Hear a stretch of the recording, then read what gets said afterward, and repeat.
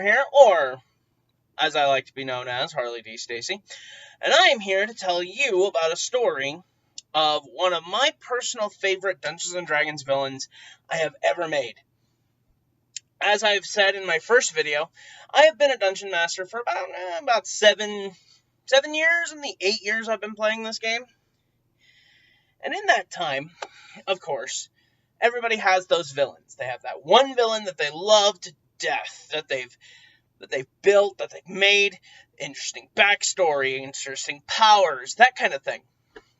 Well, for me, one of my personal favorite villains is known as Vaden Black.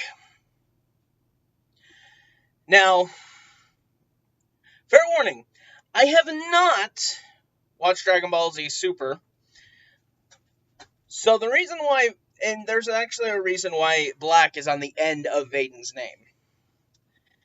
But to start, I gotta kind of go back. So, I have been running this villain for 4 years into 2 separate campaigns. In the first campaign, he was simply a trickster. He worked under a different power. He essentially hired heroes to do a job for him. And as they did the job, he was getting more powerful. That kind of thing. It was kind of minor. He was a minor villain at the time. And the party were just like, he's not a big deal. We whipped his ass. Well, I started thinking about it. And was thinking to myself, I have this villain. I'm going to be doing the second campaign in the same world, right? I have this villain who didn't really get beaten. He kind of ran away, and the party was like, okay, we're done. So what do you do when you have that knowledge? Well, you flesh it out. For Vaden was he was a trickster. He was a manipulator. He had the mentality that as long as he could convince you he was on the up and up, you were his minion. If he got what he wanted, he was good.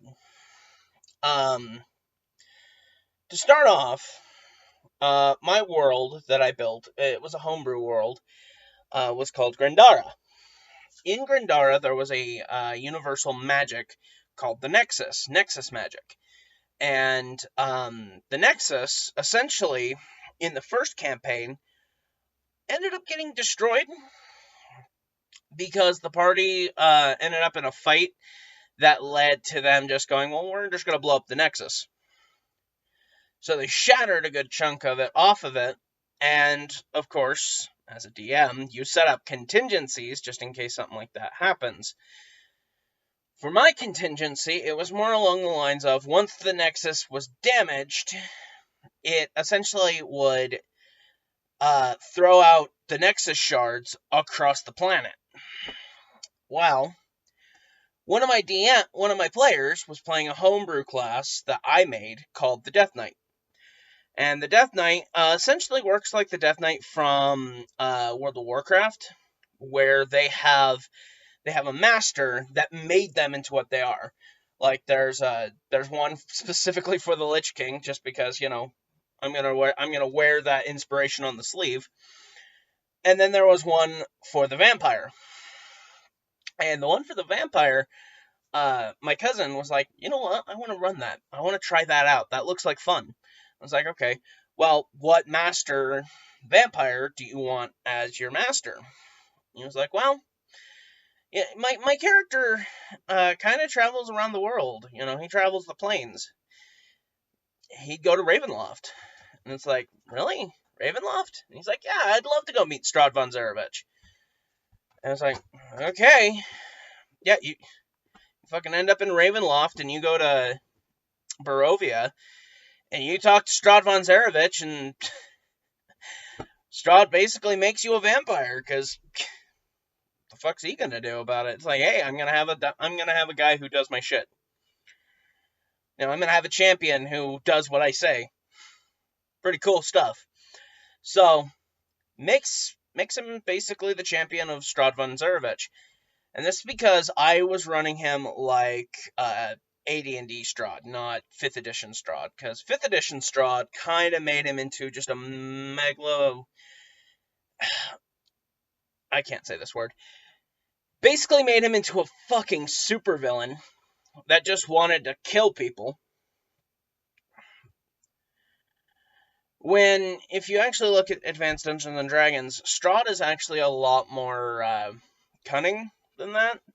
Like in the book, Curse of Strahd, which I actually don't have. I've only read it in passing. But Curse of Strahd has like contingencies on what happens when the players don't do something, and it's like, well, really, Strahd's not gonna care. Strahd doesn't care about the players, really. Think about it.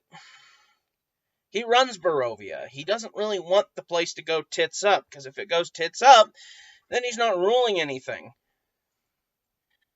Plus, the Dark Powers probably wouldn't let him get away with that anyways. Primarily because of the fact that the Dark Powers want Strahd to suffer. But this isn't a video on Curse of Strahd. This is a video about Vaden. So, he's a Death Knight. He comes in. They fuck up the Nexus.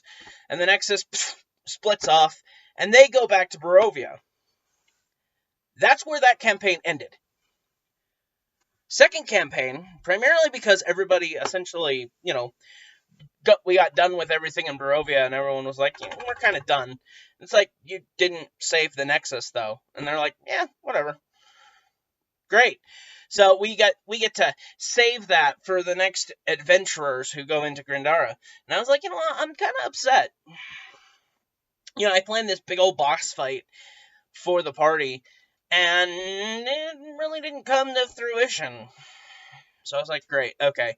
How do I go about this? How do I make this into something interesting? And it hit me. One of the characters from the original group, if you remember from my first video, I mentioned him, Marshall Clawgrasp. He actually had a wife named Aurelia, who became an ancient.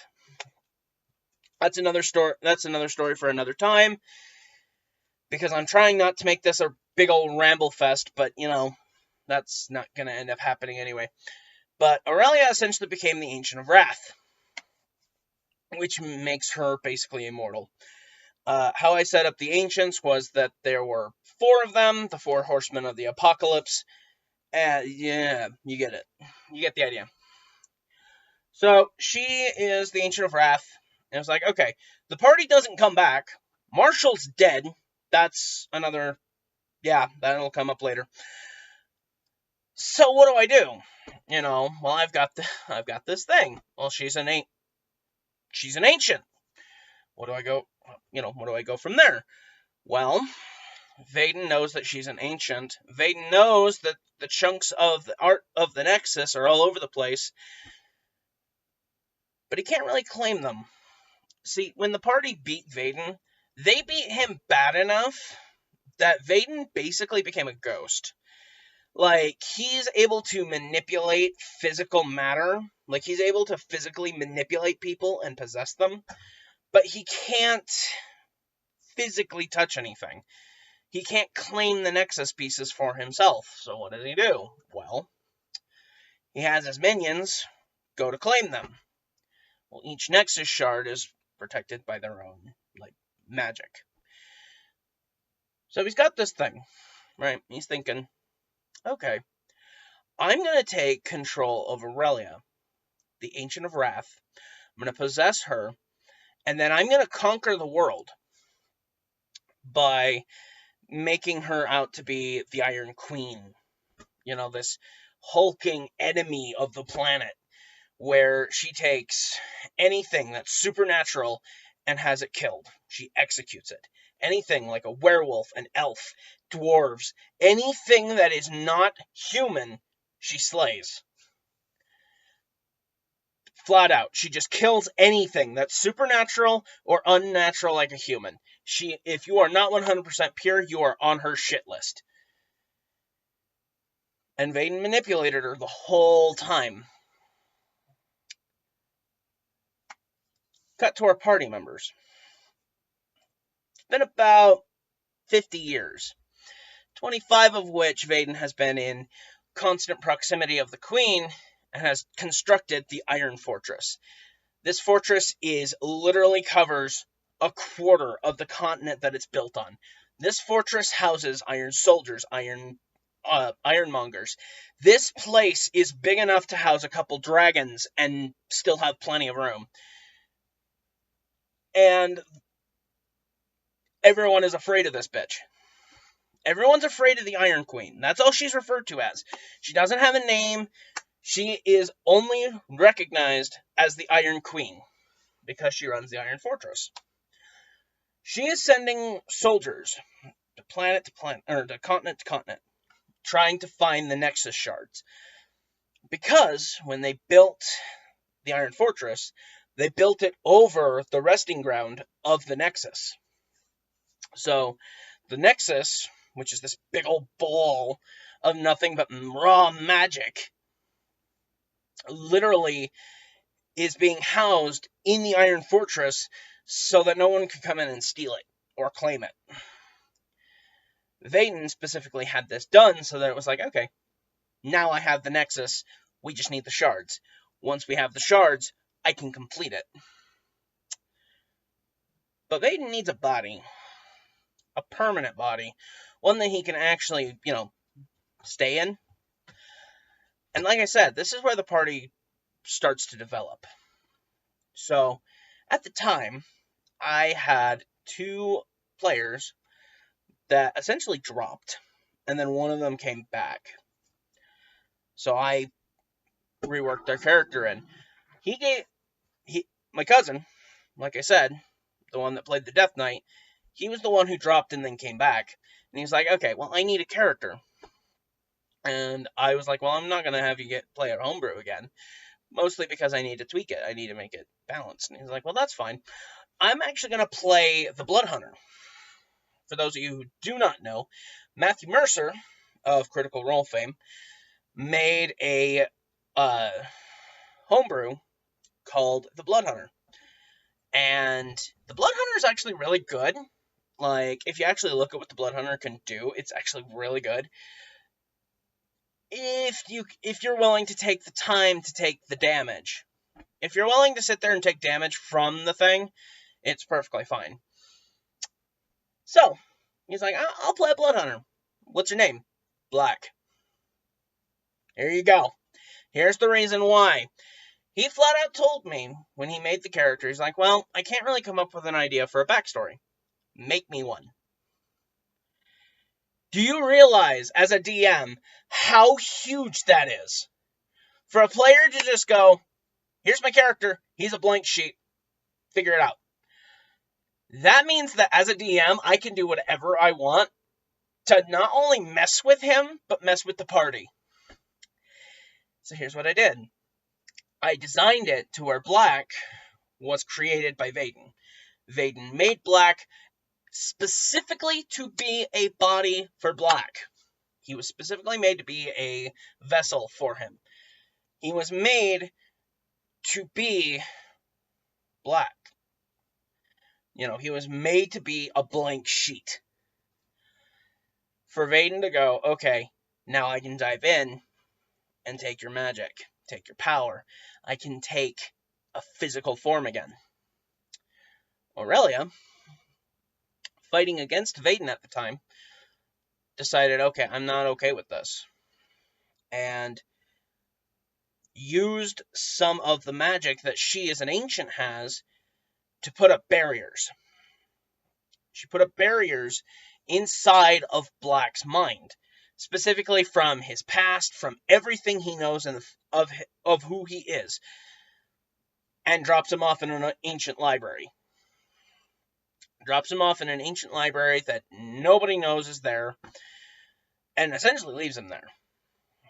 To where he then wakes up, he becomes awakened, essentially, and starts reading books to get his knowledge, to understand information, that kind of thing.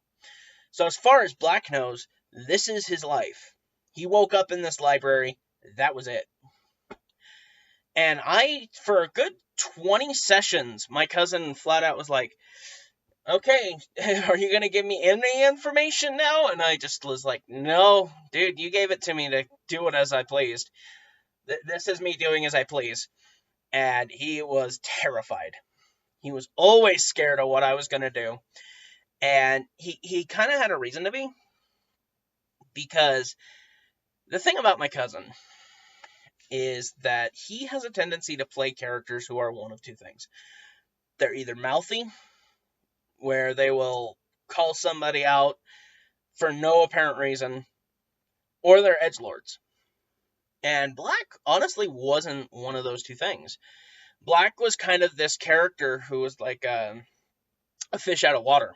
He didn't know anything. All he knew was what he had read in that library. As far as he knew, he was in there for years. Every book he read could have been a year off his life, and he would never have known. And he was there all his life. He never stepped foot out. Plus, he found out that he didn't need to eat. He didn't need to eat. He didn't need to drink. He didn't need to do any of that. He was literally like an undead dude. The guy literally did not need sustenance to keep himself going. So, Vaden, obviously, not happy that his perfect vessel has basically gotten stolen from him, starts going out and starts wiping out fucking continents. This is when the party comes in. Finally, right? So, our party, at the time, consisted of a barbarian, a sorcerer named Torgar. The barbarian's name is Bane. Black, and a bard named Percy. Each and every one of these characters had something going on in them. There were two other characters that showed up later. Nala, the rogue, and I can't remember the other girl's name. I'm sorry. You know who you are. She was a fighter samurai, but it was her first game. I think that's part of the reason why I can't remember, is because she didn't really do anything in the game. But now that she's a little bit more experienced, she's actually a lot better. Go figure, right? Experience gets you there. But the main plot of this game is honestly about Bane, Percy, Torgar, and Black. They are the main characters of this game, of this campaign. Primarily because of what happens. So in the story, okay, 18 minutes in, and I'm finally going to tell you about the players, right? So Bane, the barbarian, she is actually being played by my mother. My mother is playing Bane the barbarian, and Bane is actually one of the better characters in this entire campaign. She's no nonsense. She flat out, if you start arguing or you start fighting between the party, she literally will pick you up and boom! Smash your skulls against each other. Didn't always fix it. Didn't always fix the problems. But if something was going on, Bane always had the party's interest at heart. She was the party's mother, essentially. Percy was the party leader. And no matter how many times I tell the player this, who is actually a really good friend of mine, no matter how many times I tell him this, he does not agree with me. But Percy is the leader of this party. Percy, in his first outing as a member of the party, which was about session 2, he was late couldn't make it to the first session. Session 2 is when we actually start getting player dynamics. Percy, when he showed up, flat out avoided an entire encounter. They were traveling on a mountain at night. They had just encountered some bullets, or bullets, sorry. To which, those who do not know what a bulette is essentially a large dinosaur that's covered in metal. So they just got done fighting that, and they're all pretty tired. Well, they want to get some sleep. So what do you do when you go to sleep? You take shifts. Well, Dead Man's shift, which is Percy's, he woke up, took a look around, and there's a giant fucking undead monster roaming the frickin' mountains. to the point that it looked like an undead giant covered in bullets. And I mean covered, like you could see the literal gleaming of the metal as the things were roaming its body. This thing was massive. They're only level 2. I know, level 2 by second session. Go fig. But no, this thing was huge, massive, and it was walking through the mountains. It wasn't destroying them, it wasn't walking over them, it was walking through them.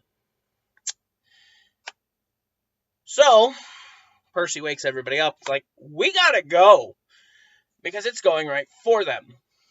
And they're like, okay, hop in the cart, let's go. Everybody hops into the fucking wagon. They go off, they start going off, and the thing picks up. It's starting to move.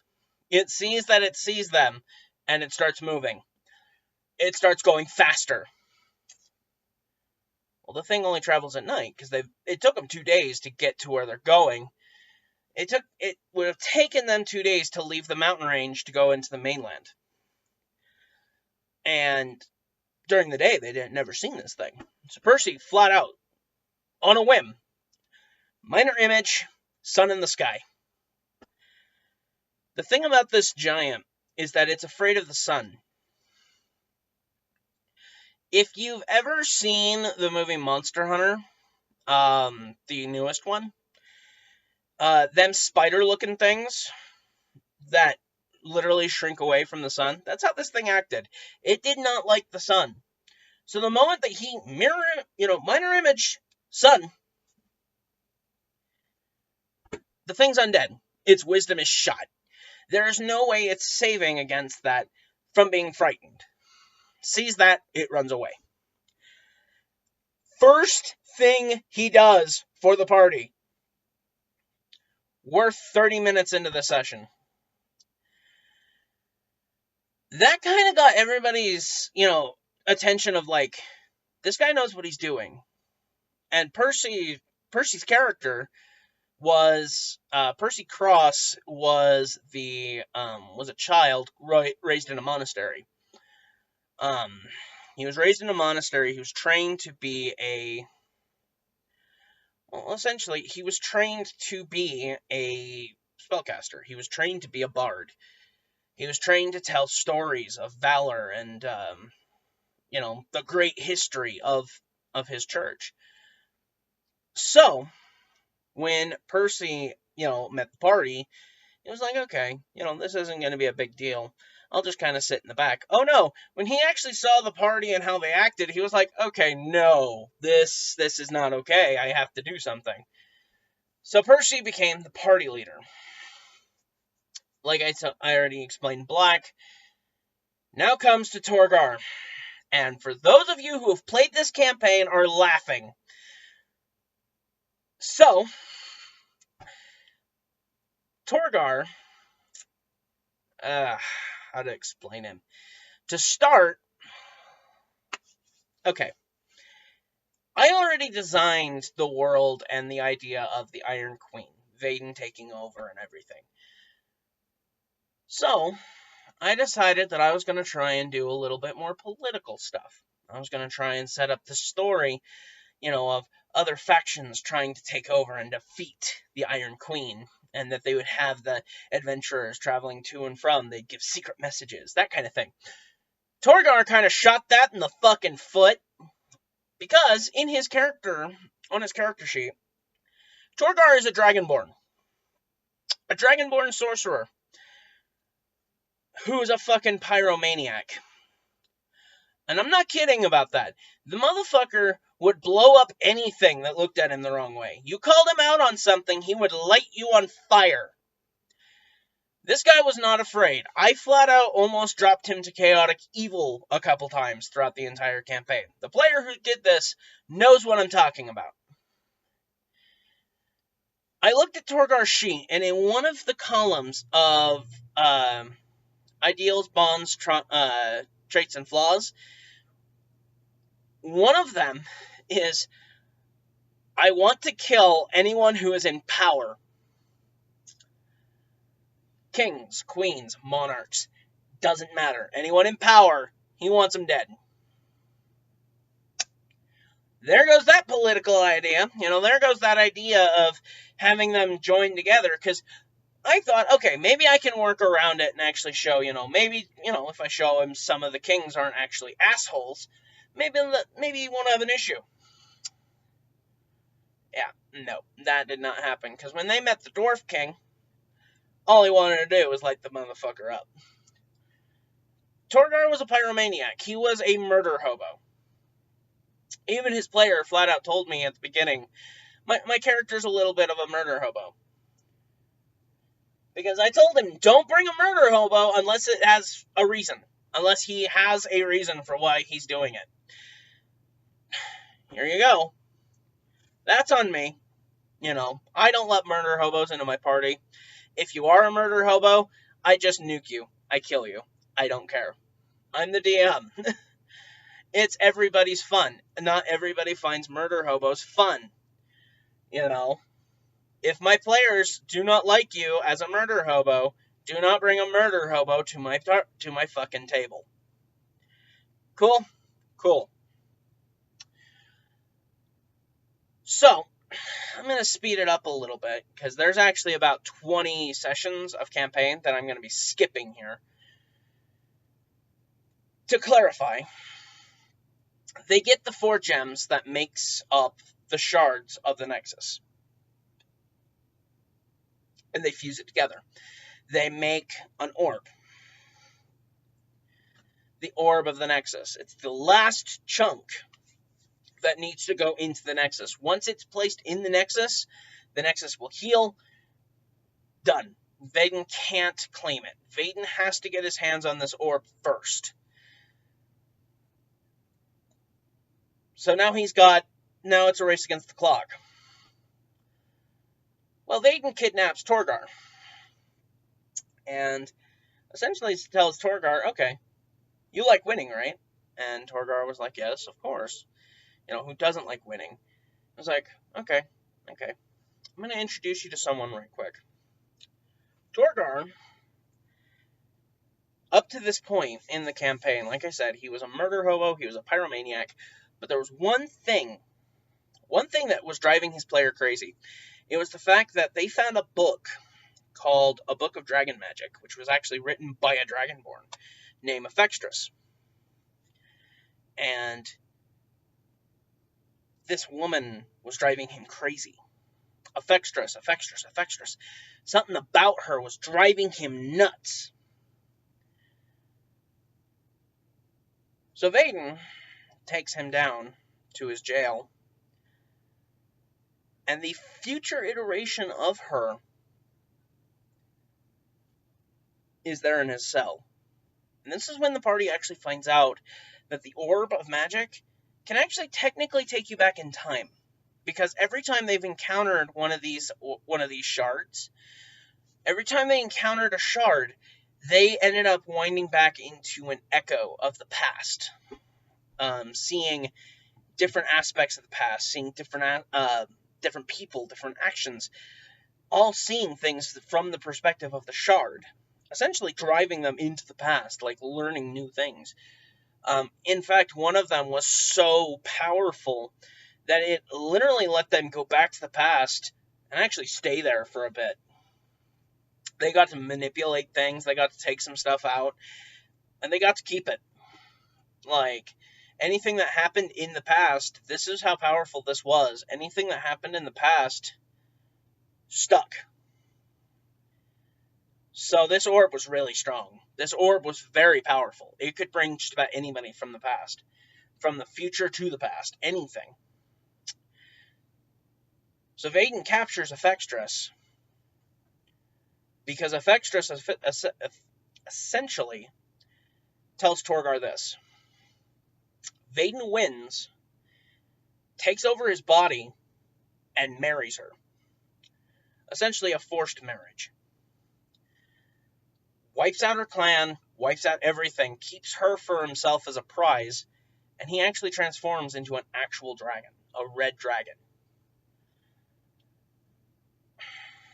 And this kind of set Torgar off a little bit, not in the terms of being a murder hobo, but actually started kind of redeeming him a little bit, because he realized at this point, the shit I'm doing is giving him more fuel, giving him more stuff to work with. Lighting people on fire, killing people, this is what I'm doing, and it's just helping him. And I started turning a murder hobo into an actual character. He began going under an arc. Torgar's mind started becoming fractured. Because after this is when all bets were off. Vaden told him, here's the deal. I'll release her. I will stop pursuing the Nexus.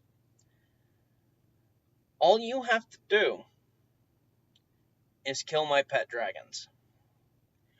Kill them all. Once they're dead, you win. My hands are in the air, and I'll leave. You can have Aurelia back. You can have your wife. Everything.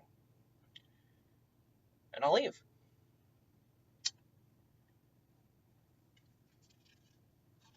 What's the one thing you don't do when it comes to being a villain? More accurately, when it comes to talking with a villain, what do you not do? You don't believe them!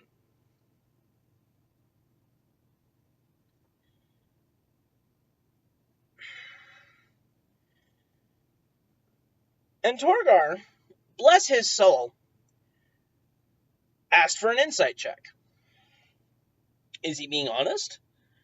Roll an insight. Picks up his dice. The thing about Torgar's player that I've yet to mention is the motherfucker had an issue rolling above a 10. Like, other than combat, this guy could not roll a 10 or higher in like 5 sessions straight. And this was in the middle of that, and he rolled a 2. 2 plus 3, 5. I was like, okay, well, let me roll for Vaden for a persuasion check, because that's how I always do it. I don't set it up as like a very easy, that kind of thing. I do that on skill challenges. I do not do that when it's between you and me. If I'm talking to you now and I'm trying to persuade you, I need to make a persuasion check. Whether I'm an NPC or not, doesn't matter. I need to make one. So I was like, okay, pick up the dice. I have to beat a 5. Vaden has a plus 5 in his charisma. 17. Yeah, 17 plus 9. He believes you. You believe him. I mean, he doesn't seem to be telling you the truth. If anything, he just seems like he's hiding something. But other than that, you believe him.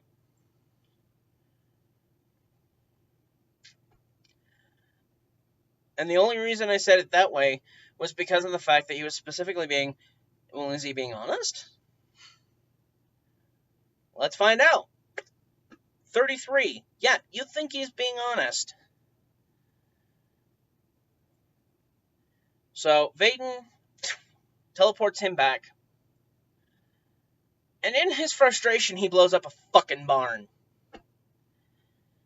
This bit's important. In his frustration, he blows up a barn in a city that is basically magic-free. You cannot do magic in this place, and if anybody sees you doing magic, you get sent to a jail. Like, just, boom, gone. And it's like, well, isn't that magic? Yeah. That's why it's called hypocrisy. You know, hypocrites. They're all abound. This town is full of them. And it's like, well, we don't like magic, so we'll use magic to fucking incarcerate our people. Torgar blows up a barn. Boom, gone. He gets teleported out. And the party is like, do we have to save him again? Because up to this point, they'd saved him a couple times up to this point. And the party was like, yeah, we have to go save him. Why do we do this? So they start making their way down. And the freaking dungeon is full of gelatinous cubes. Now, they're level 9 to 10. Gelatinous cubes aren't very powerful yet. So they get down to the bottom, and they encounter a Death Tyrant. To which, if you don't know, a Death Tyrant is essentially a monster that, or more accurately, is a beholder that died. Like, its body withered away, and all that's left is its skull and the eyes from the eye sockets. Its flesh is practically gone, and yet it still floats around and shoots shit with its eyes. The only thing about the Death Tyrant is it doesn't have an anti-magic ray. It just has its basic 10 rays, one of which is a disintegration ray. This is, like I said, important. Bane, up to this point, has been the only character who has been able to keep Torgar in check. If Torgar stepped out of line, started arguing with NPCs or anything like that, she was the character to essentially pick him up and say, knock it off. Boom! Fucking faceplant the dude and call it good. And even Torgar's player was like, no, that's great. Having a way to keep me in check is great, because then I'm not just killing people. It was a player dynamic. So they get into this fight with the Death Tyrant. Well, while they're fighting the Death Tyrant, fucking gelatinous cubes are dropping down from the sky, joining the fight. So they have the Death Tyrant and gelatinous cubes that keep showing up. So they're fighting, and okay. This was almost a TPK. This was almost a player wipe. The players were in the middle of the fight with the Death Tyrant. Bane drops. She's at 0 hit points. Percy drops. He's at 0 hit points. And the Rogue and the Fighter drop. The only one that's left is Black. Black does not drop. No, correction. Black did drop. It was the Fighter that got up. That was still up. And the Fighter kills the Death Tyrant. She's the last one standing.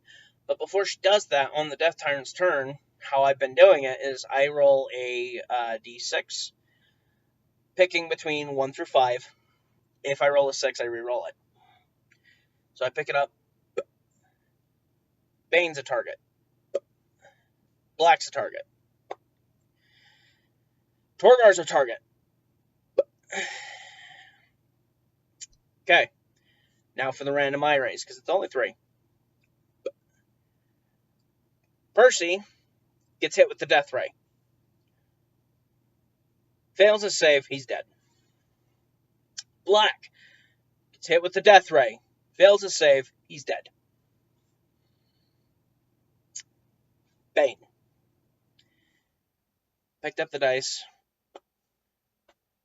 Disintegration. The thing with the disintegration ray is it's a dex save. If you're unconscious, it's an automatic fail. The death ray, the ray specifically says if the target fails and is at 0 hit points, they are disintegrated. The only thing that survives is magic equipment. Everything else about them is gone. So the Death Tyrant disintegrates Bane.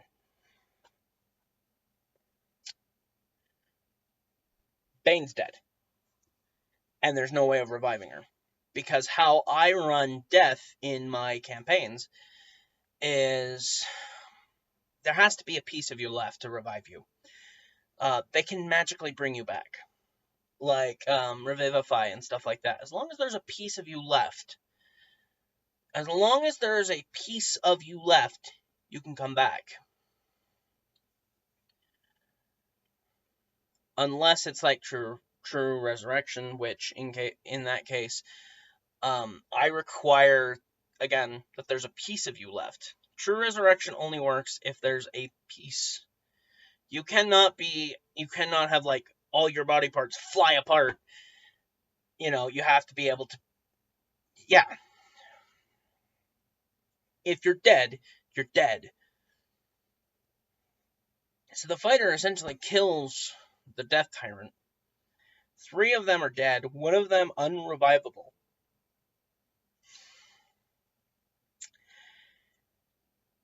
It never feels good having to kill your mother's character, ever, mind you.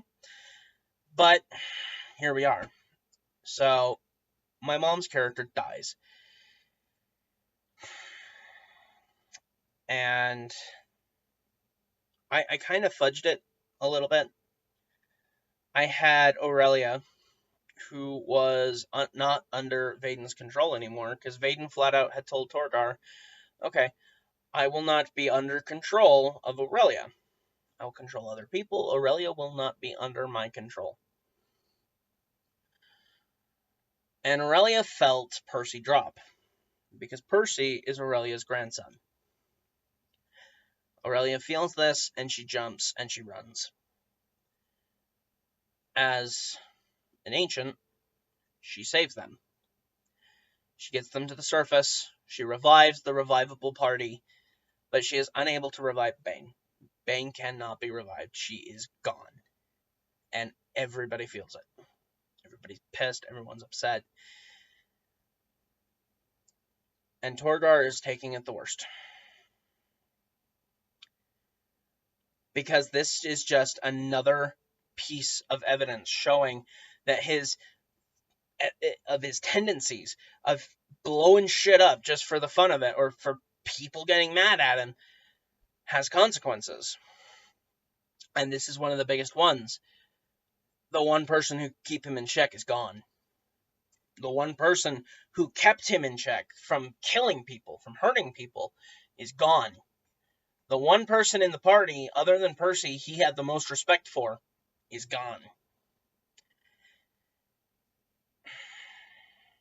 That's how it goes, That's how the dice go. That's how the dice fall, And as a DM, when it comes to the dice, I don't fudge it because of a moment like this. That feeling of just grief.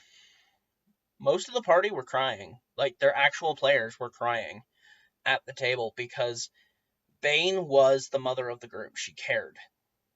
She was there for the party. She was always there. If they needed help with anything, Bane was there to help. Torgar was getting in over his head. She'd call him out on it.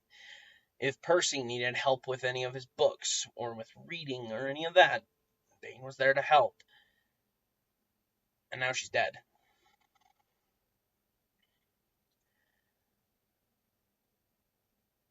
You don't get that from fudging dice. You don't. You really don't. You get that from balls to the wall, hardcore, this is what happened. And that was the first moment that the party realized, this is serious. This wasn't even a minion of Vaden's. This wasn't a minion. This wasn't something we were supposed to go out and fight. This just happened, and it killed one of us. So what are we going to do with the dragons? The party takes the day. They relax. They go shopping.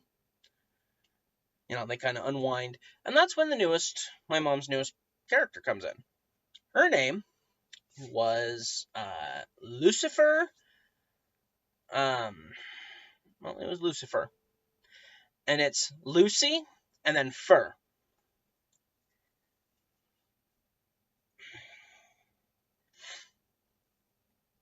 Lucifer was a paladin.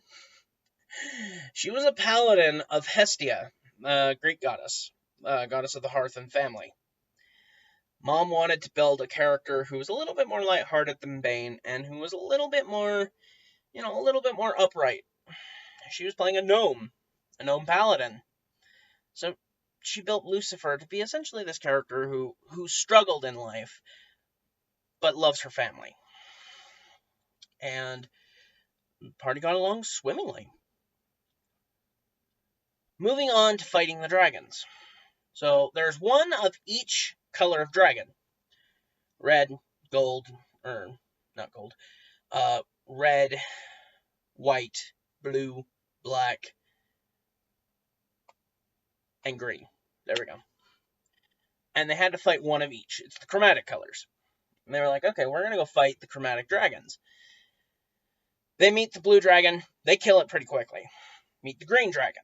They kill it pretty quickly. The white dragon's a little bit tougher because it actually has a horde of it. Has like a bunch of smaller dragons with it. That one took a little bit longer. When they got to the red dragon, though, this is where shit went sideways. They went to a different continent and they met a village of Dragonborn with Ephextrus, the present Ephextrus. And she essentially, her and Torgar essentially fell in love. And they're like, well, we have a dragon we have to go slay. So they go up. Come to find out, the red dragon is actually Torgar's future self. Vaden brought him there, sacrificing Ephextrus of the future to do it. Because the party encounters Vaden in the crater with a large red dragon. And Vaden's like, oh, by the way, I didn't tell you exactly who the dragons were that you were going to fight or how they'd get here. So, here's the head of your dead wife, and throws it at his feet. And it just right up to Torgar. And the red dragon, come to find out, was Torgar, and was just like, yeah, no, I'm okay with working with Vaden. And they begin fighting.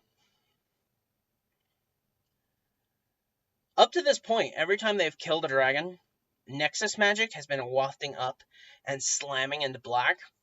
Then mental barriers have been slowly being chipped away as it's been done. This is the last dragon, and they can tell. He can feel the Nexus magic. It's like, okay, if this one dies, I get my memories. I get everything. Yeah. That didn't happen. Because in this fight, the dragon pounced. About 2-3 rounds in, killed Black. The thing about Vaden is when Black dies, I make a roll. I make a d20 roll, and my cousin makes a d20 roll.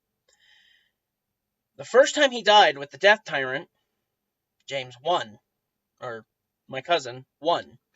He won the dice roll. Vaden did not, so Vaden couldn't take control of his body.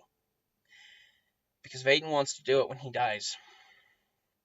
He told Torgar, when they made the deal, that he wins when either Torgar or Black die. And Torgar has been watching Black since the Death Tyrant fight. He's been watching him. And everything's been like, okay, he seems normal. He seems fine. The Torgar dragon kills Black. Kills him cold, dead. He's fucking dead. And the rest of the party managed to slay the future Torgar, which I called Torgar, the Tyrant Dragon. Actually, it was Dragon Tyrant, but yeah, you get the idea. Upon slaying him, James and I rolled again. I got a 23. No, 20. Because the modifiers were from how many Nexus souls they had claimed. They'd claimed 4. So Vaden had a +4 to the roll. Black had a +1 because only one of the shields was remaining. He rolled, he only got a 16. And Vaden took over. The moment that he did, all that Nexus magic, all that energy that was inside of Black was now Vaden's. He could do whatever he wanted with it. The moment he was awake, he was like, yeah, I feel okay. I'm sore. You know, he's trying to play it off as, you know, I'm a good guy. But the party knew better. Specifically Torgar. And that's primarily because I started role-playing Black. I told James, no matter what the result, I'm role-playing your character for a minute. And it scared the party. And they're like, are you okay? And he's like, yeah, I'm all right. Is there any way I can get to the boat? I just need a rest. The party weren't having it. They didn't like that. And they're like, no, you're staying with us. We need to watch you. We need to make sure you're okay. Essentially, they started getting into an argument, and finally, Vaden was like, oh, I've had enough of this. Snapped his fingers and essentially teleported away. And the party was like, fuck! Damn it! We lost. Vaden won. Vaden got what he wanted. Vaden got Black's body. What do? They go back to the village, and the village is under attack by the legions of the Iron Fortress, led by Black. The Iron Legion invasion had begun. He had all the power in the world. Why not? He knew where it was. He doesn't need Torgar anymore. He doesn't need the dragon, essentially, and it just making his way through people, through other supernatural beings, just beings in general. He was killing people relentlessly. It didn't matter who. And for those of you who are thinking, well, what about the timeline? How I run time, time isn't a fixed point. It's never a straight line. Time can easily be reversed as long as it's minor things. But if it's something as major as the world basically ending, it splits off. It becomes its own timeline. It branches out and starts going into multiverse theory. So it's essentially both theories of time travel smashed together. It's how I do time travel in my campaigns. Is that as long as it's minor details, minor fixes, minor changes, such as a bag going missing or something like that, it's fine. The universe can essentially warp and wiggle around it. Whereas if a whole continent gets wiped out 3 years early, that's a different change. It's an apocalyptic event. That kind of thing. It's like the timeline can't really fix it. It just straight off into another universe. So that's how it handles it. So now, with Vaden now controlling Black's body, the party is freaking the fuck out. Because they're like, well, what do we do? What do we do? Where do we go? Vaden knows where we are. Of course, James had to make a new character. He makes a monk, whose name isn't really all that important, because he was only with the party for about 2 sessions. Because of the next stupid thing that the party did. So, up to this point, everything to do with the Nexus has been introduced through Nexus-based magic, through a detect Nexus magic spell. That was a homebrew spell. It essentially worked like detect magic, only for Nexus magic. And the Nexus Orb, which would essentially tell you, hey, Nexus magic. And they sail out. They actually get a boat and they sail out. They're heading to another continent. Well, they run across a fucking, crystalline reef.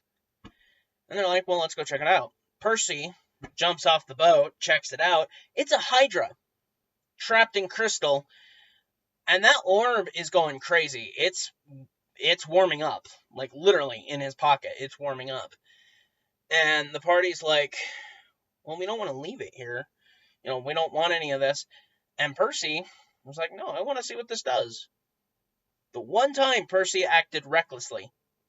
Reaches into his pouch, pulls out that orb, holds it out, and drops it. Oh boy.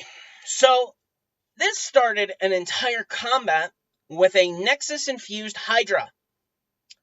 So, the Hydra, normally, on initiative count 0, will spawn more heads if heads have been cut off. A Nexus Hydra, which is a homebrew monster, obviously, will spawn 2 heads on initiative count 0 instead of replicating the head slicing thing. If heads do get sliced, every head that's been sliced doubles. So essentially, no matter what, this thing's getting heads. Then, with the Nexus magic on it, comes the other aspect of it, which is a ability called Nexus Rebound. Every time the thing takes damage, it stores the damage. So essentially, you have to kill this thing fast. Because if you don't, on initiative count 20, it releases it back out and essentially does the damage that it received and heals half of it. So essentially what happens is, it's like, okay, you hit me for 100 points of damage. Great. Make saving throws. If you failed it, you take half. So essentially he healed half and then dealt damage in half. It was a healing ability. It would constantly heal him. One turn, the fucking Hydra ended up taking like 230 points of damage in one round. And it was like, okay, it rebounds. Make dex saves. Oh, you failed? You took 120 points of damage. Luckily, they were level 14, and at least 2 of them could tank it. But that was it. The party ends up running away from this thing. Well, Vaden's after the orb. He's got all this magic, and he's been watching them. Oh, shit. They just left the orb. Okay. I'm going to take my Iron Legion, and we're going to go take it. So him and the Iron Legion show up, kill the Hydra, because it's like, well, the Iron Legion are just robots. They get blown up. Great. Okay, I can just keep hitting it from a fucking distance. I'll just meteor swarm it 10 times. Why not? That's not honestly what he does, but that's not the point. The fact of the matter is he could keep summoning enough of the Iron Legion to kill this thing. Kills it, takes the orb. And the party is, like, confused, like, what do we do? You know, we don't have the orb anymore. Vaden could get it at any moment. That was when the next session happened. And the next session was my absolute favorite boss fight I've ever ran in my entire life. You see that? That's a boat. My dad made that boat for me as scatter terrain. And it was made for this fight. Because what happened was, once Vaden got the orb, he picked it up and it absorbed into his body and it flushed him full of raw magic. Raw enough that he could make spells on the fly. This thing was so powerful that he could literally homebrew spells himself. It was that powerful. This thing was enough that the orb alone was like a nuke. And the party knew this. The party had always tried to figure out a way to use this thing against him, and it never worked because they never tried anything. They speculated, they theorized, but never had the guts to try it. Vaden takes it, and it's like, oh my god, this is insane. For those of you who do know, I am a RPG fan. One of my favorite games of all time is Persona 5 Royal. And I had to think, what would be the best way to exemplify this guy was going crazy just off of the pure amount of magic? Goro Akechi. Because then, the party shows up, and the reason I took my glasses off is so I can show you exactly how this guy acted when he arrived. He showed up to the party on the boat as they were trying to discuss what to do, and he just stood there and laughed. You have no idea how insane this feels. This energy, this power. You have no idea how this feels. After all, you're the ones who decided to leave it to me. You gave it to me. Thank you. Oh, I have to thank you. Oh, of course I have to thank you. Especially you. Torgar, I have to thank you the most. You're the one who got me set on this path. Your future self practically gave me this body. And now that I have done exactly what I said I would do, now it's time for me to see just how far I can go with my power. I am going to make this world reap with power as I take what is mine. And he separates the boat into chunks and pieces. Roll initiative, motherfuckers. It's about to get real. I'm going to save you the details, because the fight was a 6-hour fight. The boat was flying in the air, chunks of it flying all over the place. If you fell off the boat, the only way to get on was to climb back up through rubble. This fight, the first stage alone, took 4 hours. Every time the party started getting the upper hand, he would throw something new at them to deal with, to where he'd get the upper hand, and then it would just go back and forth, back and forth. The fight was insane. It was my absolute favorite fight I have ever run in my life. That feeling, that understanding. There were 9 people in this fight. Vaden, the party, and then 3 NPCs to help with the fight. This guy was essentially a god. And it took 6 hours to kill him. And when the party finally managed to kill him, when they finally managed to deal with it, that's when the party found out that Vaden essentially had made a phylactery. He had essentially made himself into a lich. And he had put a chunk of his soul in the Nexus the moment he had the Nexus magic inside him. He essentially took part of him and threw it in the Nexus so that whenever he died, he would come back. And the party was like, we need to get in there and stop him. Up to that point, I had a deck of many things that was based off of Yu-Gi-Oh cards. And in that deck were the 3 Egyptian gods, which set up Osiris, Ra, and Anubis. Torgar, when he drew from the deck, had drawn Anubis, Obelisk. And Anubis had been weighing his soul, judging him.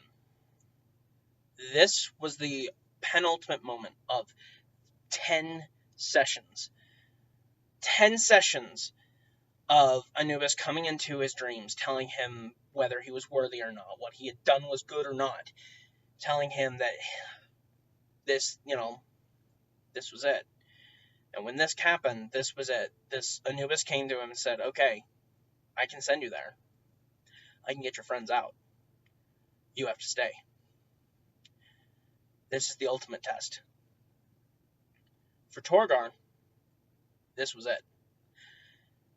Everything that was leading up to this moment, everything that was leading up to Vaden's victory, everything. This is what it was building to. The decision. Do we go in and wipe out what remains of Vaden? And do I get stuck here?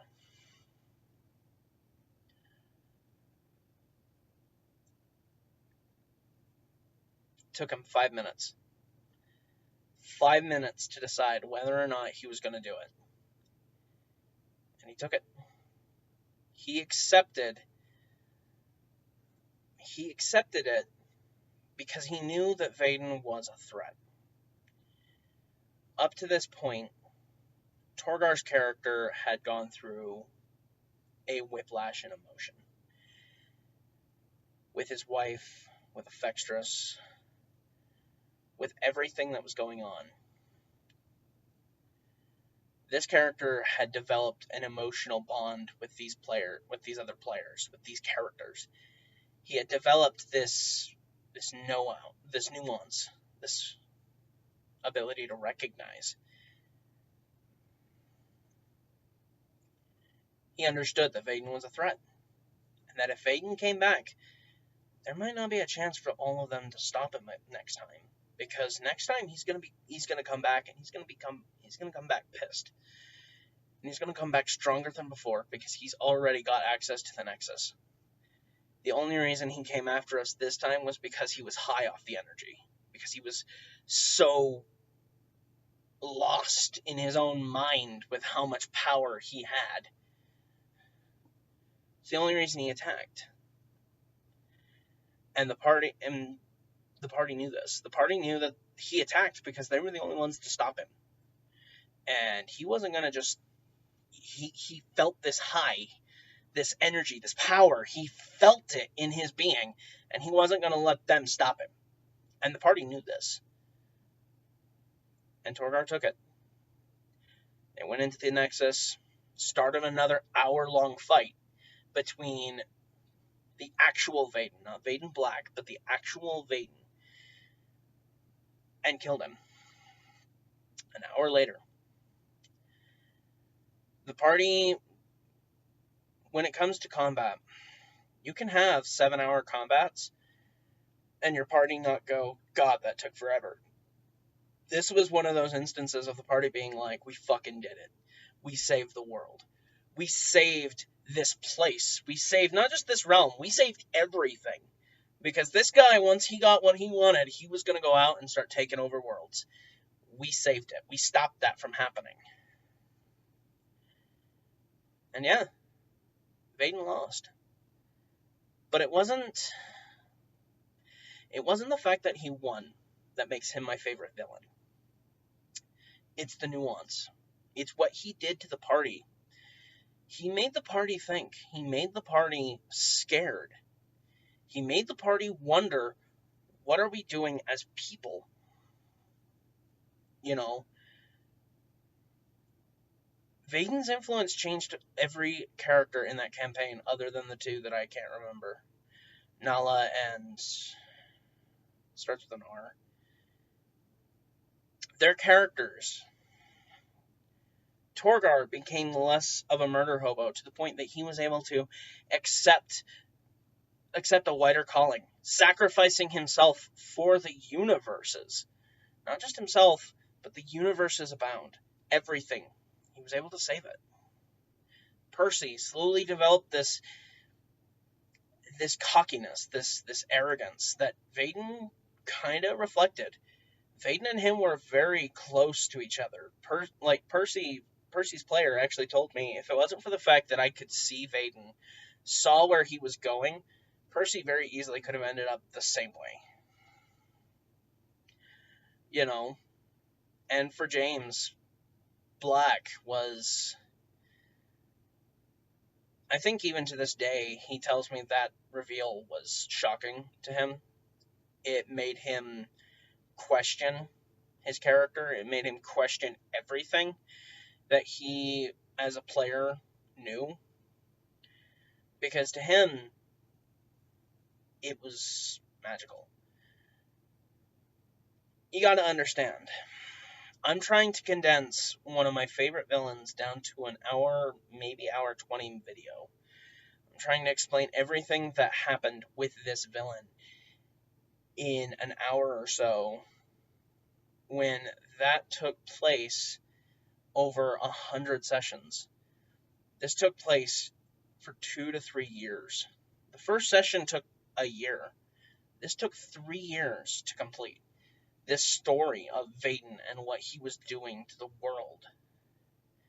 You know, and the heroes that went to stop him. Vaden's not my favorite villain because of how conniving he is. He's not my favorite villain because of how intelligent he is, or how easily he was able to manipulate the party. He's not even my favorite villain for the fact that he could manipulate the party to do exactly what I wanted them to do. It was because of the fact that Vaden's presence, the mere presence of this guy, was enough to make the party think. To make the party wonder. Could we have gone down that route? Could we have been the same? Could we have become Vaden? Could we have become this conniving monster? Or could we have become exactly what he wanted us to be? Which was a bunch of monsters. That's why he's my favorite villain. It's because he made the party think, he made the party plan, and above all else, he made them into actual people instead of just numbers on a sheet. Alright, and with everything, that's it, guys. That's the story of Vaden Black. I hope you guys enjoyed. It's been an hour and 10 minutes. So, you know the deal. Like, comment, subscribe, all that good stuff. And, hey, if you don't know what to comment, here's a good suggestion. Why not give me an idea for a name for these? Because, obviously, I'm sure you guys are better at that than I am. I'm thinking keeping Dungeons & Dragons stories, but that seems a little generic, so I'm kind of thinking of doing it a little bit differently. So, with that in mind, you guys have a wonderful day, and don't forget, unfortunately, I forgot.